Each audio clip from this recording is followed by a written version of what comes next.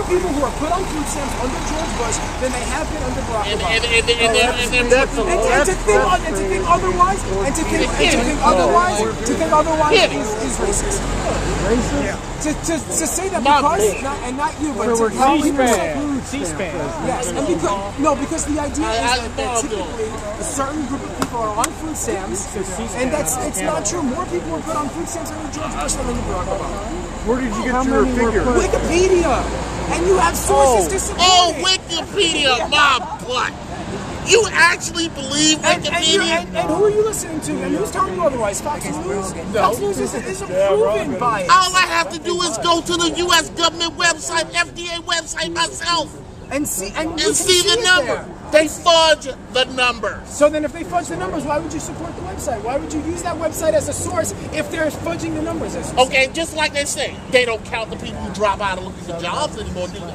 They're not unemployed anymore, right? They don't count the people who no longer get welfare benefits, do they? Oh, but we have an 8.3% unemployment rate, but 44 million Americans are out of work.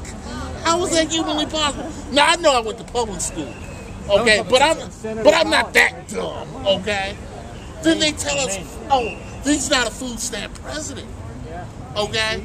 But everything works. This whole quote, spread the wealth, bottom up, it's working, isn't it? Top down didn't work. If you look at the 80s, bottom up, huge recession. You can't keep going back to something that doesn't work. There was a recession in the beginning because they tightened the money supply. Correct. After that, once we got out of the recession, the economy grew. And do you say that the reason you can't just say the 80s, this is an entire complete recession. But do you say that the reason for that then is because of trickle-down economics, or because the economy is heading in that direction anyway? And if that's true, then you can say that the end of the 90s, during Bill Clinton, who was also a food stamp president, was because of the same kind of economics that got us out of a recession in the 80s? We had 3 mile recession. We had a surplus under Bill Clinton. We never really had a surplus. Of course we did. Bill Clinton was forced to curtail food stamps, and it was workfare. It was workfare, and it was failed. Workfare failed. It was a huge success for the economy, but for families, so Bill Clinton created. Oh yeah, those poor families had to go to work. So Bill Clinton created. Where's your job? Where's your job? So Bill Clinton created this huge. In Vienna, Virginia. Oh, is it? What do you do? IT audit. Oh, God.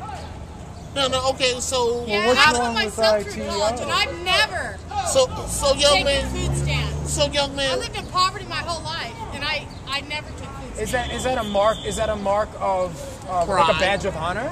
Pride. Yeah, self-reliance, it is a badge of honor, because I don't take from other people for what I need. I can provide for myself. And I'm just wondering why you were on food stamps for 14 years. What's wrong with you?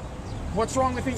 Not me, my family. Oh, okay, so what's wrong with your family? Why were they on food stamps? Should I have to go into a personal matter with you? You just asked me.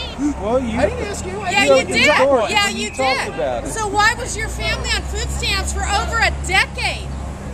What does that have to do with you? You think we should have to pay for your family? I think that as a country, we support each other. Yeah, and this kind of divisive rhetoric, I think you're misguided. We don't owe you anything. You go out and your family should get a job. First off, I said was. My family has a job, and they are incredibly successful. 14 years. Yeah, they sound really successful. The problem about I don't need to talk to you. People looking out for each other. First off, you're an idiot. And the reason why I know you're an idiot is because you're talking about having a transvaginal ultrasound. We got this war on women here. Because I think the fact that you said you want a transvaginal ultrasound, it means that you probably haven't had sex in years. Because if you say you want a transvaginal ultrasound, then you are more warped than I imagined you were. Whoa. Oh, you imagined me warped? Oh, yeah. Yeah, well, at least I take care of myself. And I take care of myself. And I'm not asking you to pay for my transvaginal ultrasound, and I'm not asking you to pay for anything. As a country, we support each other. That's what got us through the revolution. I can take care of myself, and you need to take care of yourself. I take care of myself. Yeah. I live here, I pay my own goddamn rent. Wow. Wow, really? You pay your own rent? Wow. That's really something. Shouldn't you be a homeowner? I don't want to be a homeowner. Why not? Because I can't afford a home around here. Not yet. Why can't you afford a home around here? Can you afford a home around here? Yeah, and I think if you don't have a vagina, maybe you shouldn't talk about vaginal ultrasounds. You leave the vaginas alone and just talk about your issues. I think you should talk to your politicians who feel the same way. Bob McDonnell, Governor Bob McDonnell, he can talk about vaginas. Governor Bob McDonnell, your governor, who's forcing a trans vagina. Who's forcing vaginas for everybody. Yeah, we've got vaginal ultrasounds for everyone, free, paid by the American taxpayer. Who wants to say penis?